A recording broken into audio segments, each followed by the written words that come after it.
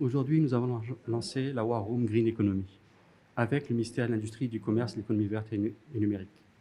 Monsieur le ministre a été très clair. Ce concept de War Room a montré ses résultats dans les différents secteurs. C'est pour ça que nous avons tenu à en avoir une dédiée à l'économie verte. L'économie verte est en train de devenir l'économie de demain, dans le monde entier. Tous les secteurs sont en train de se verdir. L'automobile est en train de s'électrifier, même l'aéronautique est en train de se tourner vers l'hydrogène. Nous voyons l'économie circulaire un peu partout. Elle est très intéressante pour notre pays et les principales fiches projets présentées, les premières fiches projets présentées concernent l'économie circulaire, d'autres sur l'efficacité énergétique. Nous montrons aujourd'hui que ce concept d'économie circulaire peut être à forte valeur ajoutée parce qu'il permet de ne pas polluer et il permet de valoriser des déchets créateurs de richesses et d'emplois. C'est énorme ce qui peut se passer dans le pays. Nous voyons déjà des niches. Nous avons vu des projets magnifiques.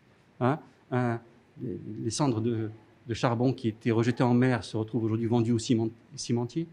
Nous voyons des déchets, même dans les usines de crevettes, où les déchets de crevettes servent à fabriquer des films alimentaires plastiques biodégradables. Donc, vous voyez, il y a beaucoup de niches. Nous voyons bien sûr aussi les grignons d'olive qui polluent les rivières, aujourd'hui plutôt devenir des carburants pour les industriels pour décarboner à des prix plus compétitifs.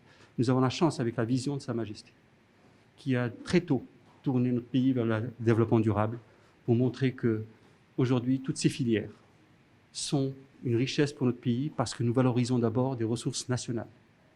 Nous valorisons des ressources nationales en les développant, en créant de l'emploi dans notre pays. Donc c'est tout cela l'économie verte. Valoriser les ressources nationales qui étaient parfois source de pollution et qui deviennent aujourd'hui des projets créateurs de richesses et d'emplois. Donc c'est très important de voir l'économie circulaire, de voir l'efficacité énergétique, la mobilité durable, les énergies renouvelables, la compensation carbone, tous les services liés au monitoring du carbone. Avec la Fondation Mohamed VI pour la protection de l'environnement, nous avons un programme aujourd'hui dédié au monitoring du carbone et à la compensation carbone, avec tous les acteurs. Et la War Room elle est basée à Lamé, mais elle est avec tous les partenaires. Tous les partenaires sont présents pour l'accompagnement.